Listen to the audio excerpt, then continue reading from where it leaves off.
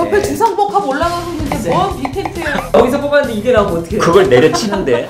이제 그러니까 그야말로 문재인 당선자가 누구를 뽑을까 이게 정말 관심거리 아닙니까? 우리 당선 유력자라고 하죠. 당선 유력자, 아니니까. 네. 당선 유력자가 정말 누구를 뽑을지 왜냐하면 그 사람이 뽑는 사람이 그 사람의 철학을 반영하는 거 아니에요? 네.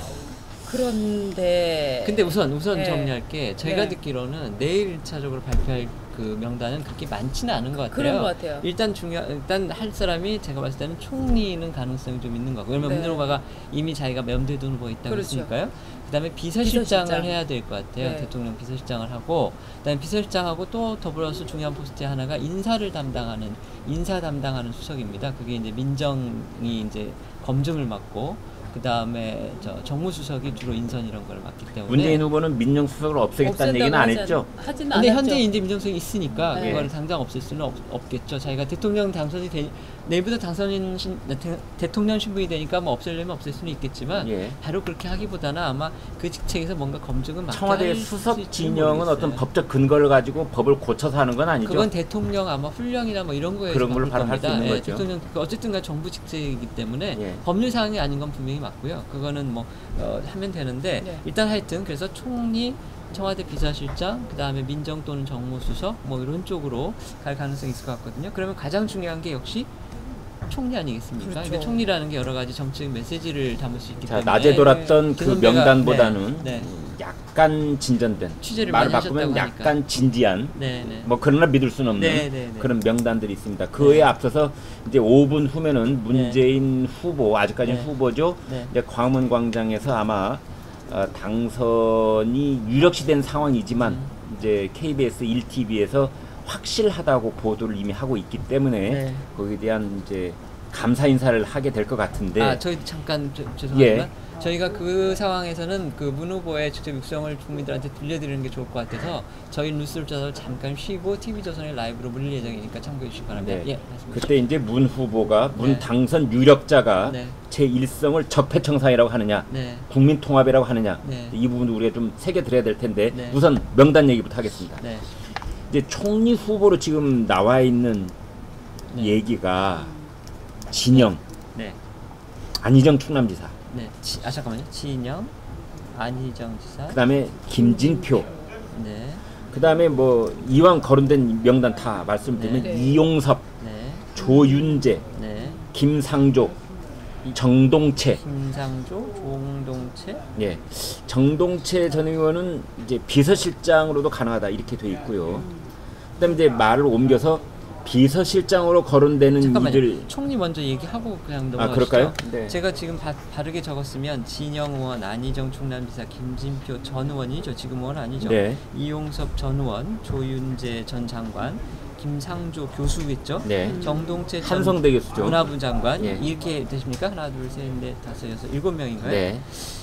제가 들은 거는 조금 달랐는데 네. 이게 좀 달랐던 게 말씀해 이제 보시죠. 그 전윤철 전 장관이 있고요. 예. 전윤철 전 감사원장. 원장. 네, 감사원장이 제가 들은 거는 한 분이 있었고, 네. 그 다음에 누가 있었는데 제가 기억. 저는 박승, 예, 박승, 이분 저도 예. 저도 그분 얘기 있었고요. 전 하는 총재였죠? 맞습니다. 예. 예. 김대중 정부 당시에 그렇죠. 하는 총재였던 분이요. 심지어 저는 뭐 홍석현 전 중앙일보 회장 얘기도 나온다 뭐 이렇게 얘기. 그다음에 김성곤 지금 여기 명단에 저도 보니까 네. 생각이 나네요. 김상곤 전 경기도 교육감도 예. 이름이 있다고 그랬는데 저는 이제 만약에 제가 문재인 후보가 이런 모든 뭐 야당의 이제 야당이 되겠죠. 자유한국당이나 뭐 이런 거는 그런 당들의 어떤 협조를 얻어야 되니까 왜냐면 국회 인준을 받아야 되니까 그런 면을 감안한다면 이런 분들은 안 된다 싶은 분들이 저는 몇 분이 눈에 띄거든요. 네. 그 우선 대표적인 분이 이분한테 개인적으로는 제가 유감은 전혀 없습니다. 김상곤 교육감은 너무 진보적인 색채가 그렇죠. 뛰어나기 때문에 네. 이런 분들 저는 아닐 것 같고요. 네. 그 다음에 이제 진영 의원 같은 경우는 소위 말하는 이제 과거 새누리당에서 이쪽으로 이제 그렇죠. 당적으로 옮긴 분인데 네. 물론 뭐 어떻게 보면 그쪽에 아는 분들이 많기 때문에 좋다고 볼 수 있지만 지금 자유한국당 쪽에서 봤을 때는 이분은 거의 뭐 좀 미안한 얘기지만 배신의 배신자 아이콘 내지는 뭐 이런 뭐 이렇게 거죠. 되기 때문에 제가 보기에는 야당이 별로 협조하기 물론 이제 지역은 뭐 호남이고 이래서 어떨지 네. 모르겠는데 그리고 약간 경력이 지금 총리감으로 사람들이 객관적으로 인정하느냐 그 부분도 좀 별도고 같고 그다음에 안희정 지사 같은 경우는 지금 물러나면은 물론 뭐 재보궐 정을 하지는 않아도 되지만 그 이쪽이 당내 경선자고 다음 바로 그 대선에 유력한 후보 중에 하나인데 이걸 갖다 쓰는 게 좀 저 문재인 대통령 당선될 경우에 문재인 대통령이 되실 분한테도 부담이 되고 또 안지사 같은 경우는 너무 일찍 이렇게 높은 자리에 올라가 버리면 네. 그 자기가 뭔가 펼쳐보기도 전에 향후 운신의 폭이 오히려 예, 잘라지는 거죠. 그러니까 왜 네. 예전에 왜 누구 있었죠 그 저 충남 경남지사 하다가 이명박 대통령이 그 총리 후보로 발탁했는데 김태호. 지사. 그분 사례가 네. 될 수도 저는 네. 굉장히 미안한 얘기지만 네. 그래서 이런 분들 같은 경우는 저는 조금 가능성이 적지 않을까. 그리고 정동채 전 장관 같은 경우도 네. 문재인 대통령하고 얼마나 인연이 있는지 모르겠네요. 이분이 물론 뭐 DJ 정부, 노무현 정부에서 상당히 뭐 그 역할을 했던 분이기는 한데 네. 지금 현재는 너무 좀 정치권에서 현실 정치권에서 좀 멀어진 지 오래된 분 아닌가 싶은데 제가 그렇죠. 좀 그리고 그러네요. 이제 네. 문재인 정부의 첫 총리가 중요한 거는 일종의 상징적인 의미잖아요. 그렇죠. 이 양반이 뭐 네. 서류 작업 얼마나 잘하고 뭐 사실 이런 거 필요한 게 아니잖아요. 그렇죠. 네. 그렇다고 보면 굉장히 아이코닉한 인물을 저는 선택을 하게 될 것 같아요. 그러면 당연히 여태까지 그 두 분 선배가 제외한 사람들은 좀 아니다 이런 느낌이 강해요. 저는 제외한 적 없는데요. 말만 했고요. 이제 그래서 김 선배 이제 말씀까지만 듣고 저희가 그러면 지금 네. 이제 명단이 나와 있는 것을 추진하는 네. 방식이 여러 가지가 있는데 네. 이 중에서 됨직한 사람들을 뽑아보는 방법이 있고 네. 근데 지금 우리가 얘기 나눈 것처럼 이 사람은 좀 곤란하지 않느냐 이런 식으로 하나씩 이제 재척해가는 방식이 있을 텐데 네. 네. 이제 첫 번째 방식으로 돌아가 본다면 네. 일단 이제 경제 문제에 조금 더 주안점을 둔 총리를 선택한다면 김진표, 전윤철, 박승 뭐 이제 이런 분들이 좀 호가 있을 것 같고 그런데 전윤철, 박승 이런 분들은 좀 뭐랄까 전 세대에 속했던 분들이라고 할까 이제 그런 감이 있기 때문에 나이가 어떻게 될지 예 모르겠어요. 이제 그런 부분들이 조금 걸린다 싶으면은 네. 결국 돌고 돌면 이제 김진표라는 총리 카드 뭐 이런 쪽으로 얘기를 유력하게 전개하는 사람들이 있습니다. 그렇지만 뭐 여기까지는 전부 다 우리가 뭐 짐작과 추측과 그렇죠. 뭐 예상 뭐 이런 단계이기 때문에 네. 사실은 정확한 건 내일 가봐야 알겠죠. 네. 내일이 될지 아니면 내일 또 그냥 지나갈지는 모르겠습니다만. 지금 제가 기사를 이렇게 이 시간에 한번 검색을 해보니까 예. 가장 먼저 뜨는 기사가 이게 뭐 어느 신문에서 쓴 기사인데 그때 당시에 이제 문재인 그다음 후보가 방송기자클럽 초청 연설회에서 토론회에서 총리 인선 기준을 본인 입으로 얘기한 게 네. 있네요. 그때 당시에 총리로 염두에 둔 분이 있다 이러면서 대통합과 대탕평 국민 대통합 뭐 이런 얘기를 그날 아마 했나 봅니다. 근데 대탕평이라는 얘기는 결국 이제 본인이 영남권 출신 후보고 그 다음에 이제 진보 완전 진보는 아니지만 하여튼 진보에 가까운 정당이기 때문에 뭔가 이제 중도 보수 내지 뭐 중도 쪽에 가까운 인물 이런 쪽으로 생각을 해서 결국 그 의미 아닌가 싶은 생각이 옛날에 했던 얘기를 심장 진짜 믿으세요? 저런 근거로 총리를 뽑을 거라고? 저는 저 그냥 하는 얘기 근데 아니었습니까? 총리는 저는 그 원칙을 할 걸로 예, 보여집니다. 왜 그러냐면 대탐평 원칙을 네, 네. 벗어나는 총리 인선을 하겠다는 과거 대통령이 누가 있습니까? 한 사람도 없잖아요. 근데 근데, 이제 네. 예, 일단 믿어본다면 네네. 예, 저는 이 원칙이 맞게 자기가 찾으려고 할 것 같다는 생각은 들어요. 내가 근데 이렇게 이제 디스 놓으니까 네. 갑자기 표정이 심각해져.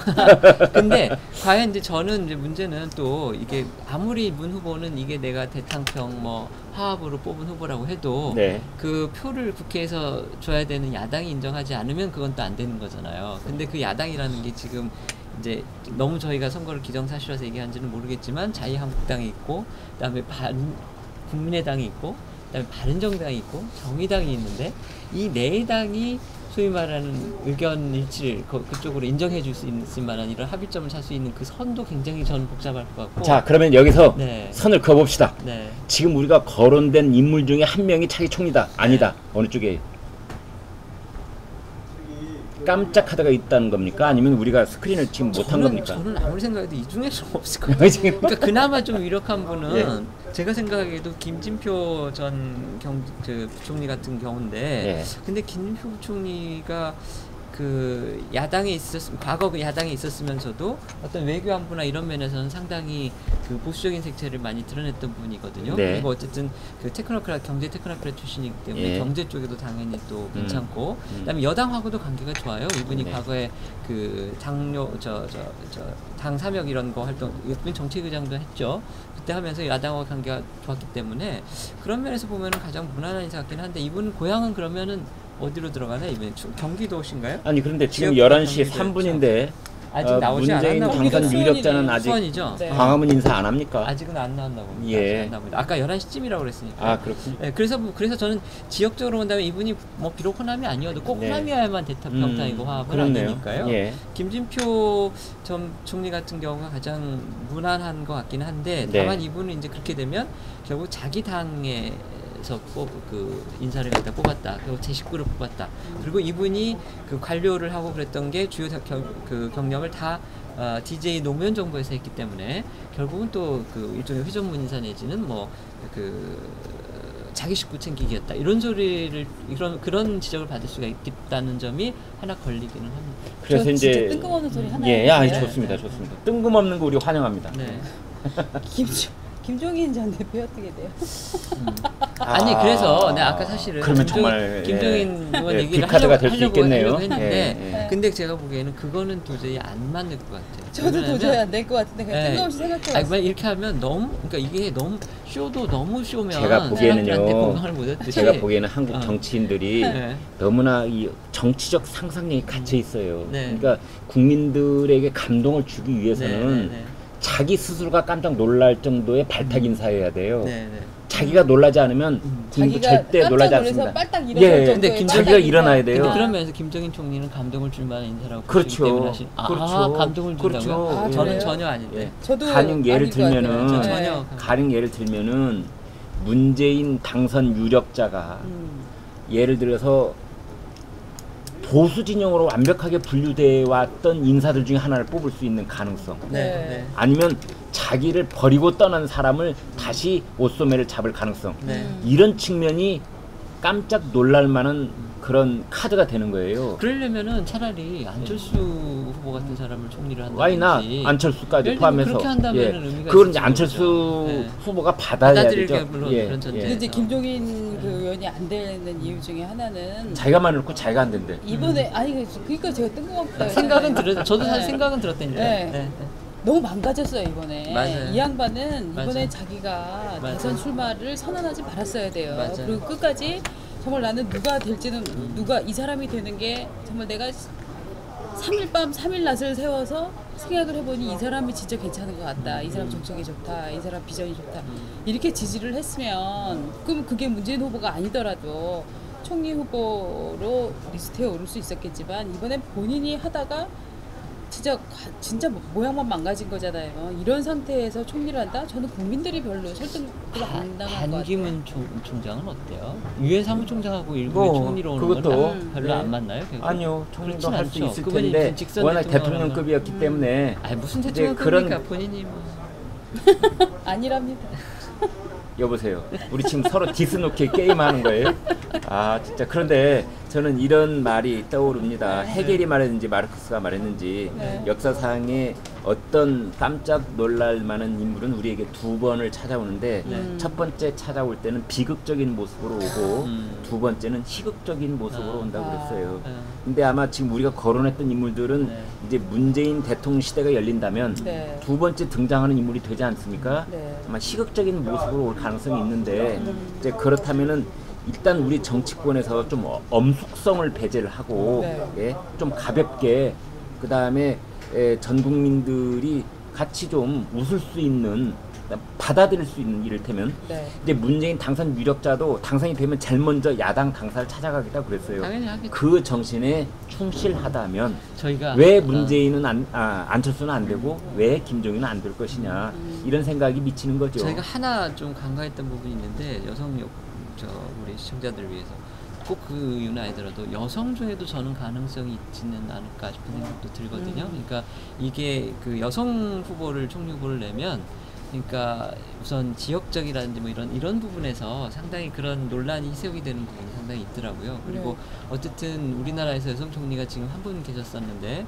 그분이 뭐 물러나고 난 다음에는 안 좋았지 뭐 어쨌든 총리를 할 때 뭐 그닥 뭐 그렇게 큰 또 논란이 없었고 그래서 또 그런 분 정도 뭐 한명숙 저 이름 뭐 얘기하자고 다 아시니까 한명숙 총리가 총리를 했으니까 네. 또 그분 정도의 어떤 지명도와 그다음에 경력과 이런 분들 저희는 못 할 것도 없다고 생각, 아니 근데 못 찾을 일도 없다고 현실적으로 생각을 해서 누구를 지금 생각하고 그런 얘기를 하세요?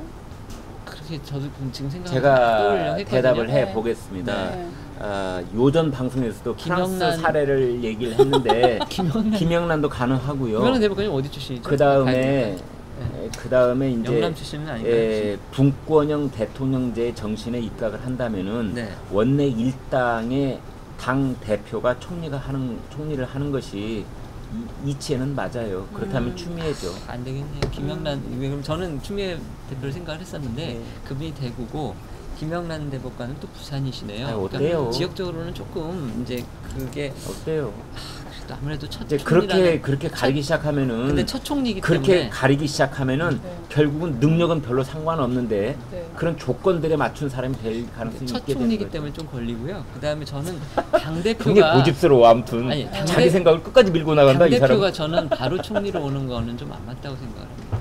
아니 근데- 맞고 안 맞고가 아니라 그거는 신국장이 오랫동안 정치 취재 기자를 했기 때문에 네. 그 컨벤셔널한 재래식 생각을 하고 있는 거예요. 네, 지금 정치적 조건과 상황이 새시대로 변화를 했기 때문에 네. 우리 새로운 상상력을 좀 발동을 합시다. 근데 저 예. 뜬금없는 얘기도 하나만 아 해도 돼요? 환영.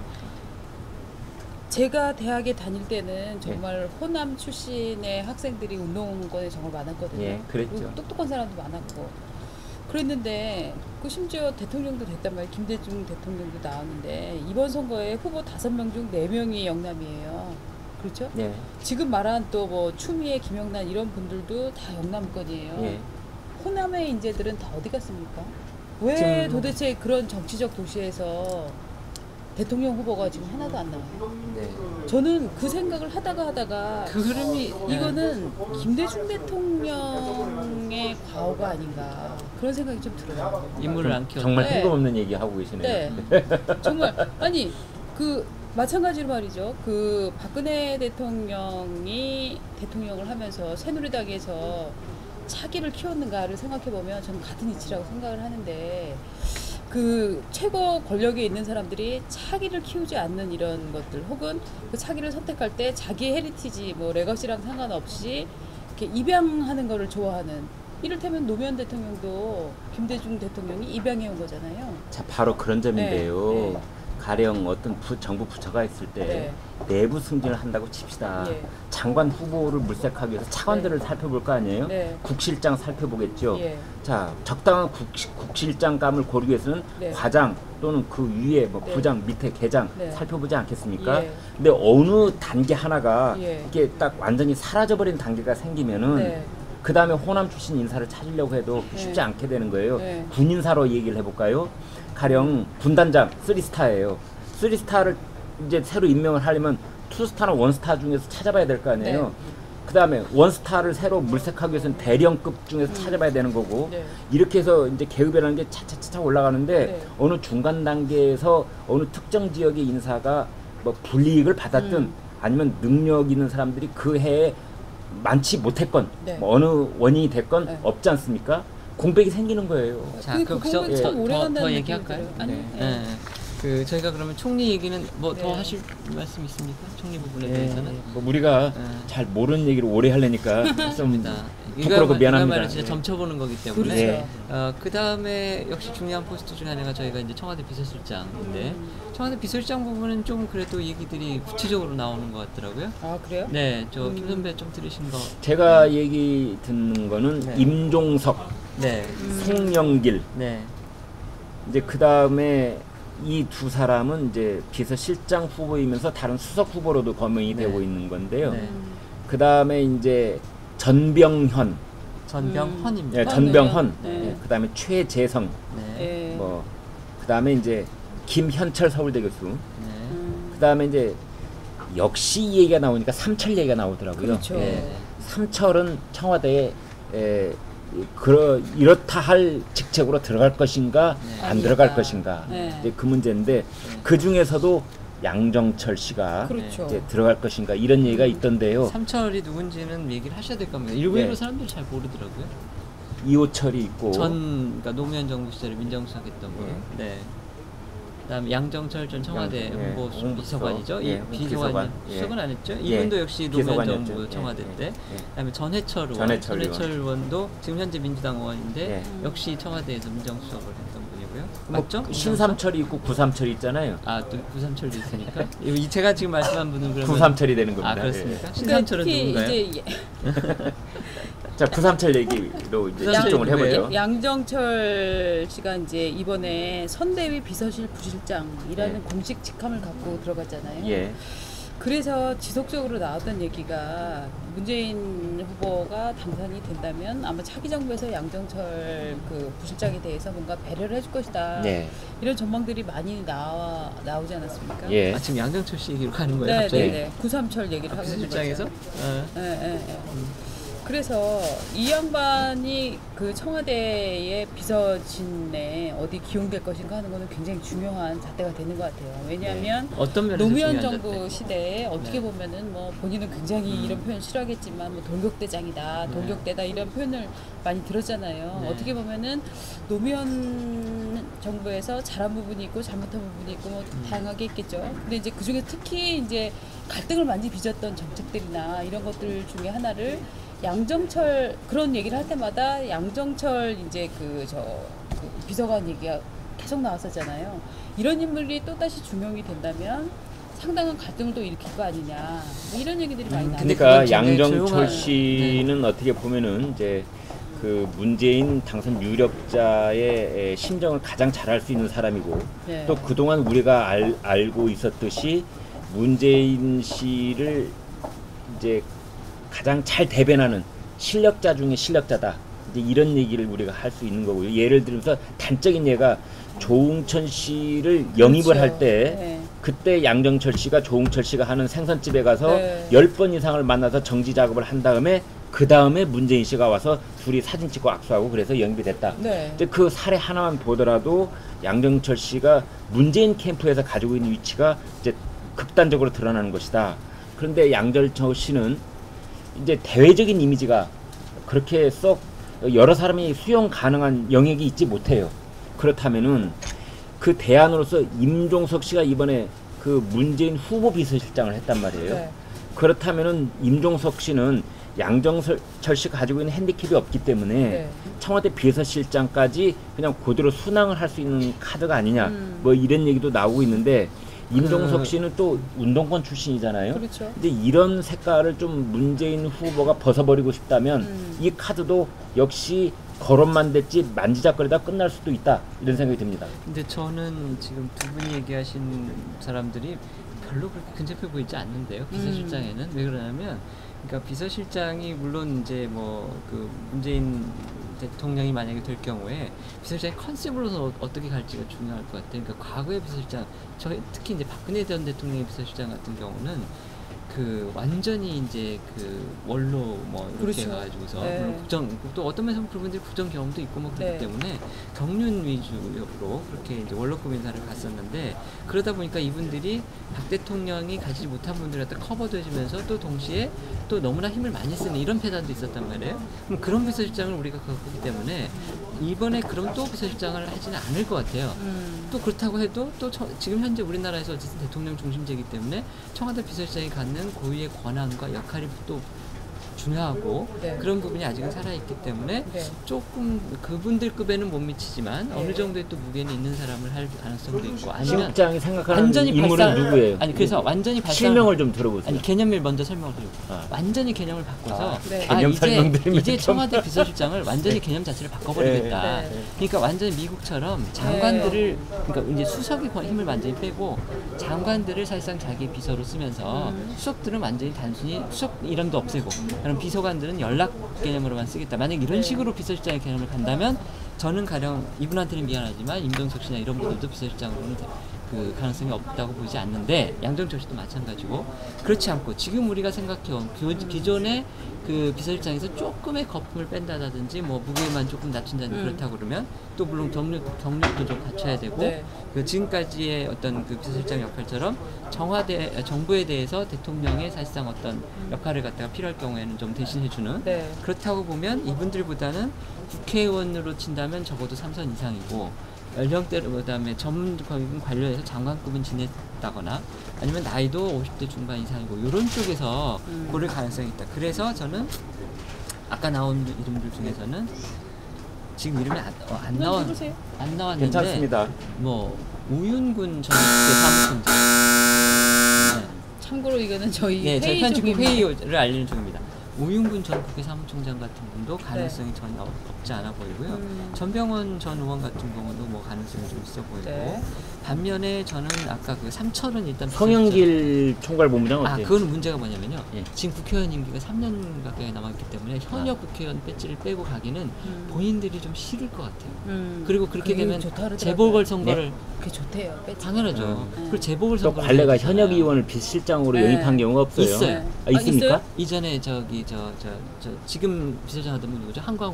한광욱 의원을 그때 당시에 DJ가 그때 당시에 뭐 그 중간에 좀 어렵다고 그래가지고 동교동이 한광욱 실장을 거의 막 등 때밀어서 보낸 적이 있어요. 근데 어쨌든 현역 의원들은 지금 임기가 3년 가까이 남아 있고 재보궐선거를 또 해야 되기 때문에 아까 말씀드린 분들 중에서 송영길 의원, 전해철 의원 이런 분들은 저는 청와대로 바로 들어가는 게 현실적으로 어려울 것 같다고 보여집니다. 그래서 근데 아까 얘기한 것 중에 네. 이제 문재인 당선 유력자가 청와대의 규모를 확 축소를 해서 네. 좀 극단적으로 얘기하면은 총무비서관 한 사람하고 네. 대변인하고 네. 법률고문 세 사람만 빼놓고 나머지는 다 없애고 장관 데리고 일할 것이다. 이제 우리가 상상해 볼 수 있잖아요. 네. 근데 문재인 후보는 선거 운동 기간 중에 그런 식의 얘기를 한 적이 없어요. 사실은. 그런 식으로는 아직 얘기한 적 없죠. 네. 근데 그래서 그럴 가능성은 아직은 희박한 단계가 네. 아닌가. 근데 이렇게 본인이 저 비서실장으로 대통령을 모셨잖아요. 노무현 대통령을. 네. 그 경험이 있단 말이죠. 예. 그렇게 해보면 비서실장이나 다른 수석들의 롤을 확 축소한 상태에서 대통령이 얼마나 무력해질 수 있나를 오히려 본 사람 아닙니까? 네. 저는 바로 그런 지점 때문에 문재인 후보가 뭐 당선이 돼서 대통령이 된다면 저는 청와대 규모를 결코 축소할 것 같지 않아요. 아 그러고 보니까 네. 저희 지금 예, 회의하는 대통령 거. 비서실장 출신으로는 처음으로 대통령이 된 거예요. 그렇게 되네요. 지금까지는 그런 예는 없었죠. 자, 저희가 지금 뭐 어쨌든 편집국 회의도 하고 네. 저희가 나눠볼 얘기는 이제 예, 좀 여기까지 다 하고. 얘기를 한것 근데 같습니다. 광화문에서 문재인 후보는 연설 안 합니까? 글쎄요, 11시에 나온다는데 네, 안 나왔습니다. 알겠습니다. 어쨌든 저희가 오늘 아주 정말 역사적인 날을 맞이해서 저희도 뉴스를 쪼다가 지금 3부에 걸쳐서 장당 네. 3부에 걸쳐서 라이브로 여러분들한테 해석도 해드리고 발표도 해드렸습니다. 자, 그러면 이 정도로 오늘은 접기로 하고 내일부터 다시 또 뉴스 쪼다는 계속 이어집니다. 네, 고맙습니다. 고맙습니다.